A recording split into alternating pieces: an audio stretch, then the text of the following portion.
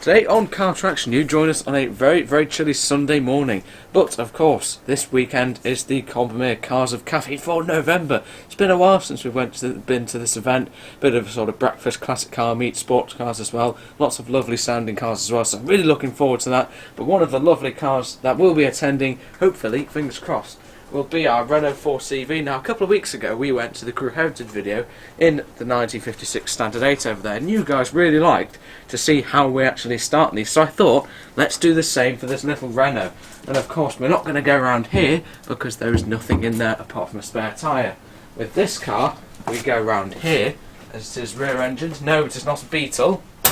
We open the rear engine. And because the bonnet catch snapped a while ago, we have a very chunky screwdriver here. If I place that about there, will that work? Maybe the other way around. Oh yeah, that's probably a good shout. That's it. Then we find the battery. Connect the Down battery. there somewhere. I think we've got a light. Does that need tightening? It will need nipping up with that spanner. Yeah. That should be enough. We don't need to go too tight. But no, we can't start it yet. Where's the fuel primers? Under here? Should be under there somewhere. Yeah, we can It's a see lever. the fuel coming up into the filter. Just puts the fuel into the carburettor for a bit of priming. Do you reckon that's enough? Just keep going until you hear it slurping into the carburettor. And there's a little bit of clear pipe at the end near the carburettor as well.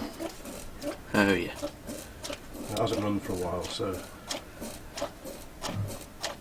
yeah, it's slowly starting to. Keep doing it until you feel like it's not pumping I anything. think it's starting to come up to the carburettor now. See if you can see it that way. The fuel is going into the carburettor, priming it, and now there's no resistance there, so we know that is all good. And then we'll put this back down, because we don't really want it rattling off, do we? We don't. We probably need to sort out a handle, don't we? I think Dad snapped it a while ago. Unfortunately, then we come. It snapped itself. We come back round to the front. We get in with the suicide doors, rear hinge doors, That's it. and let the cameraman through. And then in this very minute cabin, we make sure it's in neutral because back is reverse and forwards is back is first, Yeah. forwards is reverse. And then for choke, we've got this little lever here. It's down in between the seats, isn't it? Yeah, but basically where you'd expect the handbrake to be. No keys with this one, just one turn of that, and then hopefully with a bit of choke. Battery sounds a bit low.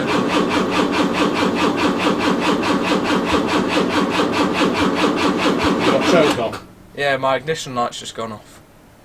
Is it?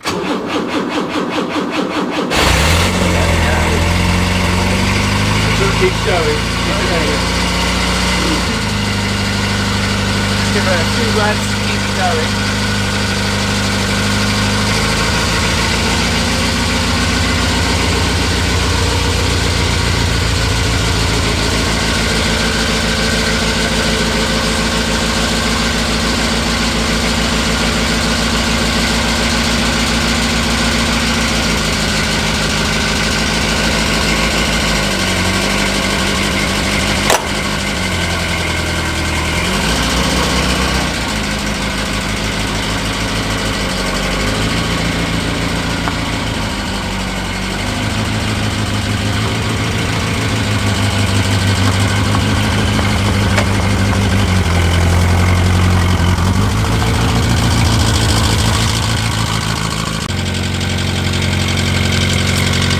One that seems to be running all okay. I'll just leave it running for a bit, let it warm through us. It's from 1954 and it hasn't run for a while. And hopefully this will propel us on our way to a great turnout at Combermere Cars and Caffeine.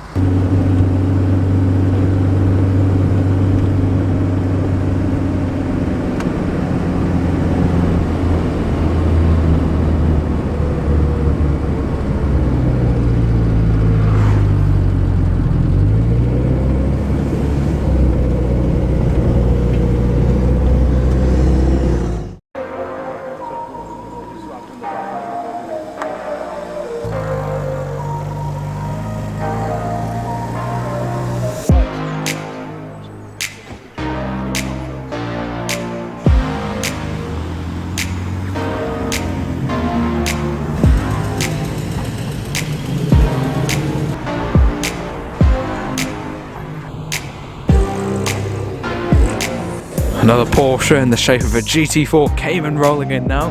Let's have a little look at what's turned up so far. First of all, this gorgeous TVR Chimera in blue. These sound absolutely fantastic, and always plenty of them here. I'm sure a few more will be turning up. We've also got a 996, I want to say, generation known as the fried egg headlamp Porsche. I heard one of these go past yesterday and it sounded absolutely fantastic. I think that one did have a bit of a loud exhaust. I don't know what this one's like, but they do sound quite cool. Here's a TVR Chimera in green, bit of a British racing green. Lovely car to drive, I'm sure. Naturally aspirated, engine up front, manual gearbox. Very, very light. And of course, rear wheel drive. And here's yet another Chimera in red. We've got an MGF here. The lovely Chimera also in the same blue. Just beyond that is a gorgeous Wolseley Hornet. This one is a very, very special little car. Seen it a few times before, not for a while. This car is actually a supercharger mounted up front on the transverse engine, the A series, which goes very well. I don't know if it's been enlarged, but it might be like 1275, I don't know, but that would be quite exciting. Probably quite a powerful little car, and certainly a very fun little car to drive. Unfortunately, probably one of the prettiest variants of the Mini in my opinion. What a stunning little car that is. Really love the look of that. I'm sure it's got the performance to back up the looks. That is just fantastic. Now, what on earth are these? We've got a couple of little sporty numbers rolling in. E10S, it says on the side. Xenos. That's a fascinating little car. I don't quite know what that is. Got a central rear exhaust. There's two of them here. Probably the only two in the country. Manual gearbox. That's an incredible little car, Xenos. I'm probably saying that wrong, I know. Xenos E10S. Never seen anything like that before. Got a bit of JDM now. This is a Toyota Chaser. This one is a JZX100. That looks very modified with the body kit. TRD Sport body kit, it says on the front. I believe these have a 1J 6-cylinder engine, I believe it's known as. Sounding quite good, looks like a bit of a drift car with that body kit, low suspension, roll cage. Got a welded diff as well by the look of things, that could be quite exciting. Just behind that is a lovely old Beetle. That's very loud, that Chaser, isn't it? You can see the steering angle, that does look like a bit of a drifter. I'm sure Dad will be going crazy over this beautiful little yellow MX-5. This is another California edition car, just like ours at home. Unfortunately, it isn't here today. This one's a bit more modified than ours, as ours is completely unmodified. Bit of a barn find even. This one looks like a bit of a hoot to drive, I'm sure. A very rare variant. The California, of course, one of 300. And two of those we know live in Cheshire. Now let's have a closer look at these. I still haven't figured out what it is. It says E10S on the side, most likely mid-engined. Manual 6-speed gearbox. That's a fascinating car. I still really don't know. It's a Xenos or Xenos E10S. If anyone knows anything about that, please let me know, because I'd love to know. It's got like a little electronic display, real race car style in there. But that's quite an exciting car to drive. Lotus type driving, I want to say. And there's not only one but two, probably the only two in the country. These are so rare. I want to say they're pretty brand new cars. Well, we've got a racing helmet in there, which looks very, very cool in there, doesn't it? I like this one in yellow. Really pops out the colour. What fascinating little cars these are, aren't they?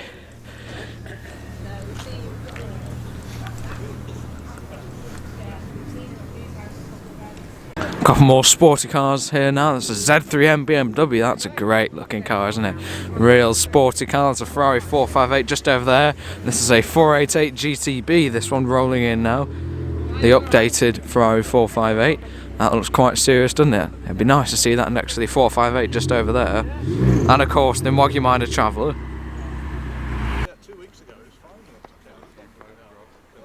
Here is the Ferrari 458. But let's focus on the beautiful little Morris Minor 1000 Traveller. This is an absolutely stunning little car. There's an AMG V8, makes a bit of noise in the background.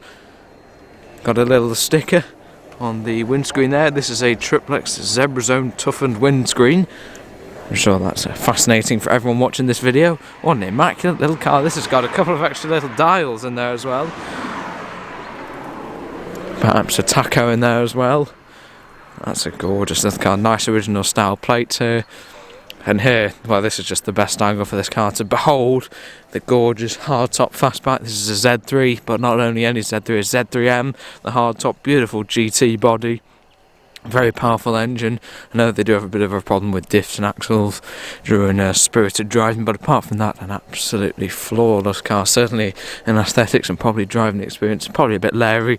That's just a great looking car, isn't it? Really love the Z3Ms. Here's a 488 GTB convertible here. He was demonstrating his mobile convertible that you can take off the roof while driving along the road. Twin turbo V8 in these, I want to say, similar to the 458, most likely a bit more powerful. Many Astons also going to be here, DB9 here, V12, Porsche Cayman, so many Porsches that come here. Here's a TVR Griffith, the first non-Chimera TVR, very shapely car, isn't it? And this I like, once again, making that beautiful tick-tick sound of the metal after a bit of a hard driving perhaps. This is a Chimera, but with a stunning hardtop on. Doesn't that just look absolutely fantastic? Looks like we've got something coming down on the road. What is that? Something perhaps Australian? I can't figure out what that is. Perhaps a Holden? That is puzzling me. Sounds nice. Not exactly sure what that is even. So that definitely wants a second look. Here's the TVR Chimera with its lovely hardtop. That just looks great on that, doesn't it? Chimera, already a lovely car, but I think with the hardtop, that just sets it off absolutely beautifully. I love that. And here is another Griffith. Plenty more cars there now. There's a simply massive Mercedes AMG GT here, V8 bi-turbo, says on the side there. A very large car this, isn't it? I'm sure it sounds and goes quite well, but I wouldn't want to try and park that or something, but that's probably the dullest thing I've said today. Here's a Porsche Cayman. This is an interesting car, a Toyota Chaser, extremely modified. Looked like it had a drift style differential, huge steering angle, pretty much straight through exhaust as well, roll cage in the back. Drift steering wheel as well, 5-speed manual, so this one could be quite entertaining. It's got a body kit, all interesting air intakes and quick release bonnet catches as well. That does look like quite an entertaining car. Got the intercooler hanging out the front there. Here's Grandad in his MGB here. Got a couple of merchandise stickers from Redbubble on the back of that. Of course, there's a bit of VTEC, a Honda Type R. I believe there's one of these engines in a Mini somewhere around here. Not sure where it's parked. Porsche GT3, the TVR Chimera with a convertible roof. You can see the difference and why I prefer the profile of the hardtop ones, but I guess with these roadsters you do get the pleasures of open top driving. Now let's have a closer look at this great old muscle car. I want to say it's perhaps an Australian car, no badges. I want to say Holden or AMC or something very serious in here. 5-speed manual. That is very stripped out in there, isn't it? Modified tacho as well. I'm sure it's a very modified engine, very high at the back in a sort of drag car style. That is great, but I still can't quite figure out what it actually is. No badges to look at. These rear lights are very unique to this type of car. Huge rear tyres on the American racing rims. So after a little chat with the owner, I can tell you that this car is a Mercury Comet. It's sold alongside the Ford Mustang, and it's based on a Ford Maverick. But I think the Ford Maverick started to outsell the likes of the Ford Mustang, and then they discontinued the Ford Maverick. So this is a Mercury Comet based on a Ford Maverick. It was made to be a drag car, with the current owner sort of de-dragging, is that a word? Sort of making it a bit more reasonable. It says it doesn't handle very well at all, which does make sense with these huge rear tyres and tiny ones at the front. That is a spectacular car, isn't it? I'm sure that sounds quite fruity. And a very rare car as well. So yes, a Mercury Comet. Plenty modern sports cars here, an F-Type, a Bentley, a Porsche Cayman, a GT4 Cayman, one of the newer variants, and here is a great old Holden, probably a little bit older than it looks, probably 2008 or something, Australian car. That is just brilliant, isn't it? Manual gearbox in these, I want to say, great, naturally aspirated V8 making an amazing sound, and these are quick, 6-speed manual, yep, these are a spectacularly quick car, real great sleeper that, isn't it? And I really love the look of that. I'm sure that'll sound fantastic. I'd like to film that on leaving, along with a couple of other cars, a couple more Porsches here, Cayman and a GT3. Just over there, an Aston Martin, a Golf GTI, and a stunning Aston Martin Vanquish. One of the best looking, more recent Aston Martins in my opinion. Not sure what they like to live with. It's got a paddle shift gearbox, but just look at the front of that. Huge, naturally aspirated V12.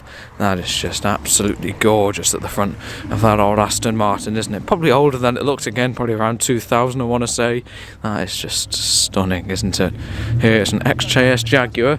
I can hear plenty engine rumbles. Looks like a 944 Porsche and a TVR Tuscan. Here it's quite a modified VW Beetle on Porsche wheels, looking very serious. And there's the Toyota Chaser. Another regular to this meet is this stunning old Porsche Carrera RS from probably about 1973 or so. Gorgeous sounding car, and I'm sure that goes quite well. It's got a roll cage in it. Seen it here many times before. It's just a stunning old sports car. Looks absolutely fantastic, and that livery, doesn't it, with the red writing along the side. Gorgeous car that, isn't it?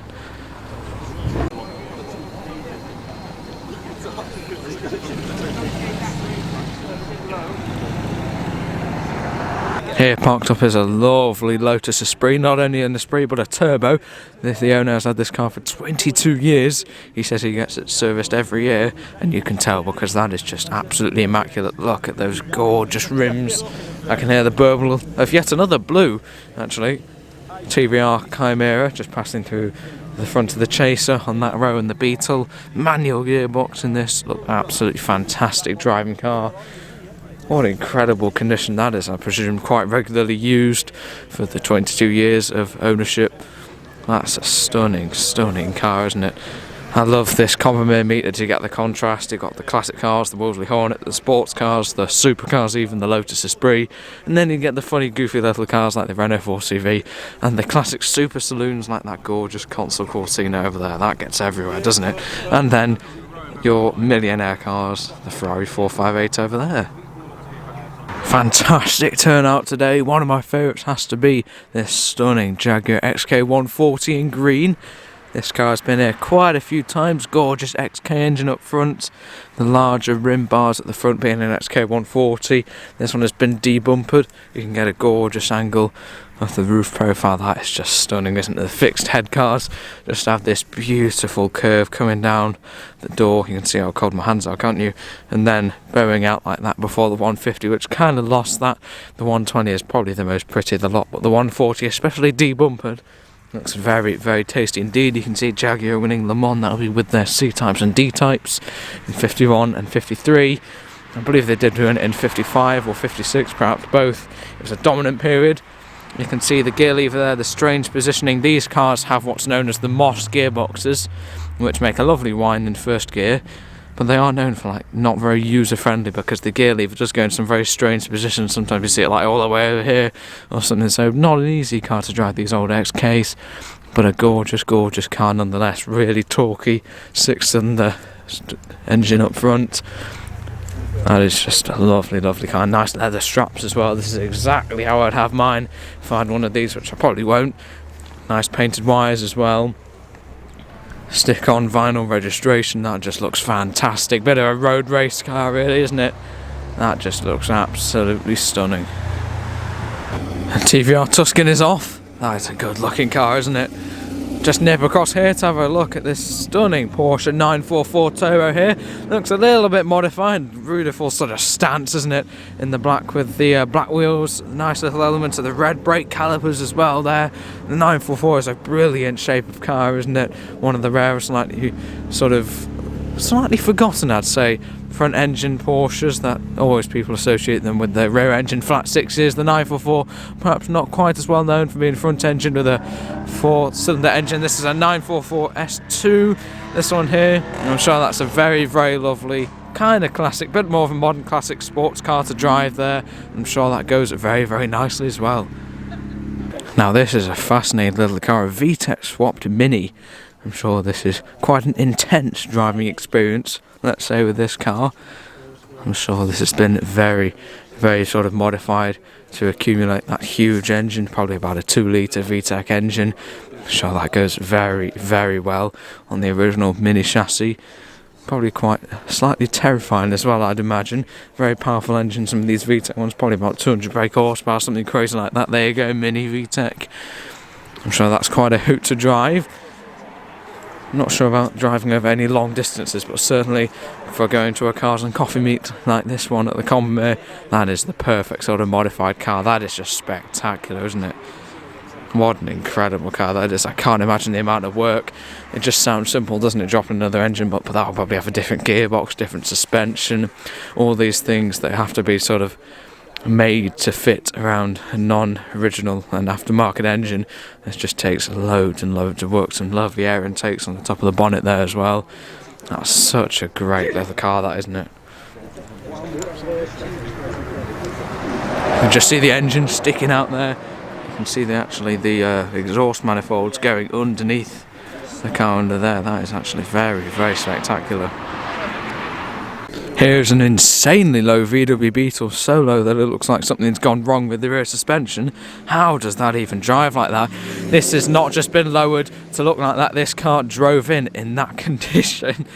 It's just, I don't understand, how is that even possible? I don't understand how you'd adapt all of the rear suspension like that to make it like that. The crazy negative camber, I just do not know how that is even possible on an original old VW Beetle. I love these rims as well. I'd probably prefer it just a little bit higher. I would like it a little bit lowered, but certainly not that low. I think that's just a bit impractical, a bit over the top. This car's left-hand drive, that was a TVR Tuscan you just heard going past. I think that's just a little bit too low for me. Here you can see how this Lotus Cortina has been in the Cheshire Concorde D'Esprit, Alton Park with its gorgeous engine. And one little thing I have noticed on this car, which if I were a concours judge I wouldn't mark it down, but I keep it in mind, is that these lovely trumpets onto the Webbers, those are Allen keys that are holding those on, and if it were me I'd have some little dome-headed, cross-headed screws. I'm just saying, and it's very, very picky, but Allen keys is not actually accurate to have the trumpets on your lovely twin Webbers. But that is me being extremely, extremely picky, trying to fault an absolutely stunning, stunning old car there.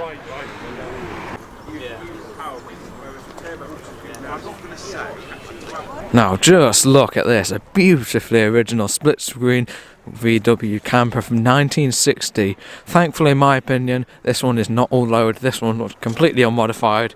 Original tax disc, or at least an original reproduction. That looks lovely in there, doesn't it? Gorgeous original condition. I'm not going to go over there because that's very, very muddy, and I just stepped in some of that. That is a gorgeous, gorgeous car, isn't it? Just look at that. Beautifully original, complete with dog. Hello. And here's an MG VA Tourer, 4-seat Tourer. That is a stunning car, isn't it? Bit of heating, blocking off a bit of the grille for getting a bit of extra heat into the engine. And a Series 3 E-Type V12, that's a lovely original car. Testing out the turning circle on the Aston Martin DBS. Hello dog, where's this guy come from? Hello. Bonnet up on the crazy VTEC Sport Mini, just look at that. You can see the crazy manifolds coming out, going out of the engine and underneath. That's quite a bit of a design there, isn't it? Huge intake system as well. That is crazy, isn't it? They got the side mounted radiator as well there. Obviously transverse engine. I'm sure that's quite terrifying, at least just a little bit terrifying. Heavily modified car, you can see all sorts of different suspension and stuff. It's quite good. Always outnumbered, never outgunned. It's just all the little things when you're swapping a car, like all the little bolts, none of the bolts would fit. Because this is all metric, this is all going to be... Actually, being quite a late Mini, it might still be metric, but nothing would fit. You can see all the structure around the front has had to be made to accommodate those lovely manifolds. It's just an incredible, incredible bit of engineering there.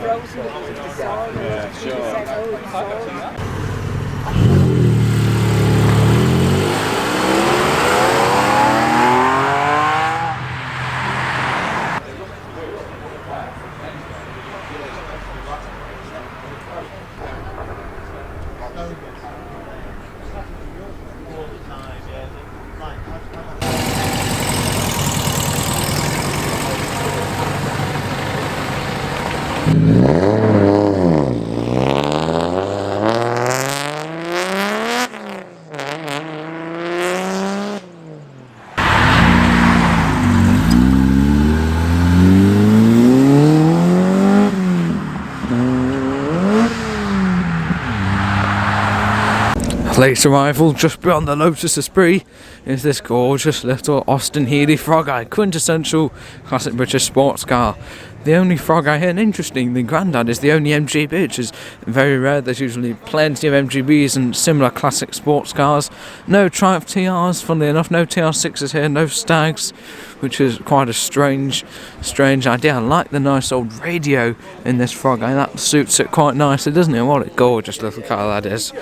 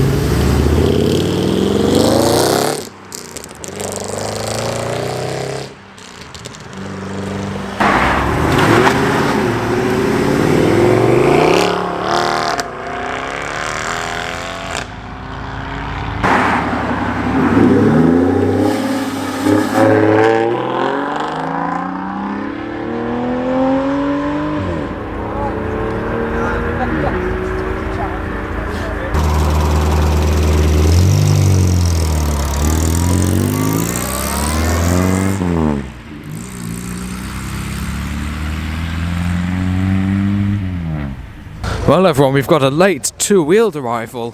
Royal Enfield, I want to say, pre-war. Ah no, this is a beautiful old Rudge Whitworth here, definitely pre-war. What a beautiful sort of oily rag bike that is. That is absolutely lovely, isn't it? The Rudges with the hand gear selector. That is a beautiful old bike. Really love the look of that.